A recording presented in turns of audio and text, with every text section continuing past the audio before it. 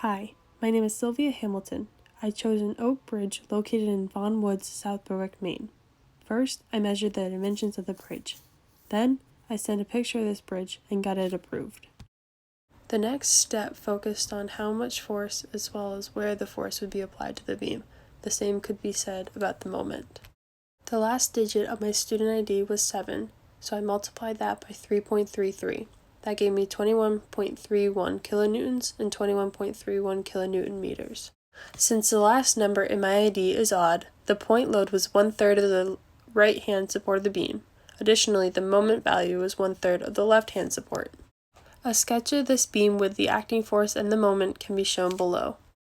Next, the reaction forces were then calculated by taking the sum of the forces in the positive y direction and setting that to 0, as well as setting the sum of the moments around point B to 0. The forces AY and DY were then determined. AY and DY were then used to create a more detailed sketch of the beam. This beam was then split up to create sections between the given force at point C. These sections were labeled x1 and x2, where x1 was somewhere between 0 and 5 meters, and x2 was somewhere between 5 meters and 7.5 meters. The forces were then used to construct free body diagrams. The diagrams and the forces were then used to collectively make v and m functions. Next, different values of x1 and x2 were inserted into the m and v functions. These values of x are the given distance of each starting point from A. Using these values, as well as the values for the shear force determined earlier, the shear force diagram and the bending moment diagram were then able to be made. Subsequently, the beam maximum slope and the maximum deflection were then calculated. These were calculated by using the flexural rigidity, which is Young modulus's number multiplied by the moment of inertia for the beam. Young modulus's number was measured to be 1.25 psi due to the oak wood material that was used in the structure. This number was then converted to metric units and multiplied by the calculated moment of inertia. The flexural rigidity assisted with finding the centroids and areas within the bending moment diagram.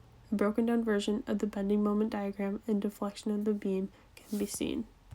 The cross-sectional areas were then multiplied by the x value of their respective centroid.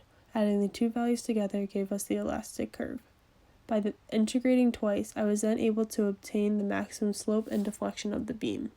Moving on to task 2 was to further examine the stresses applied to this beam. The first stress to be calculated was the maximum tensile stress. This was calculated by dividing the applied load that can cause a break by the cross-sectional area of the selected member. The next stress that was calculated was the bending stress. This was determined by multiplying the resultant internal moment by the perpendicular distance from the neutral axis. This number was then negated and divided by the moment of inertia. Next, the maximum shear stress of the beam was then calculated. To figure out this number, the vertical shear force was multiplied by a partial cross-sectional area and the distance to the centroid of the partial section. The number was then divided by the product of the moment of inertia and with the width of the cut. The value of the maximum shear stress of the beam was then used in the next equation for the maximum principal stresses. The maximal principal stresses were found by dividing the sum of the tensile stresses in both the x and y direction by 2, following by adding or subtracting the square root of the maximum shear stress plus the difference of the tensile stresses divided by 2, then squared. The values for the maximum principal stresses can be proved by the fact that the maximum shear stress should be roughly 1/2 the value of the distance between the two maximal principal stresses values. The in-plane stress was then calculated.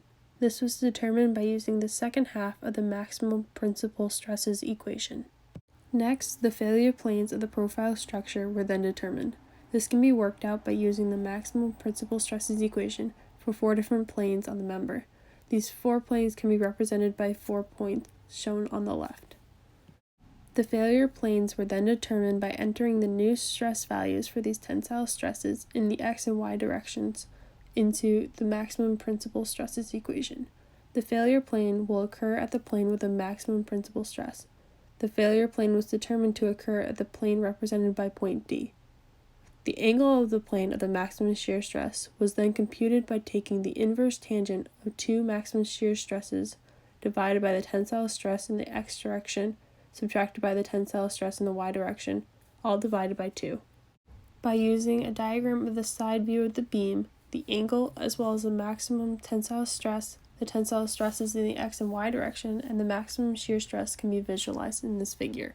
In conclusion, the beam deflected a maximum of 4.421 times 10 to the negative 4 meters, with a maximum slope of negative 0.837.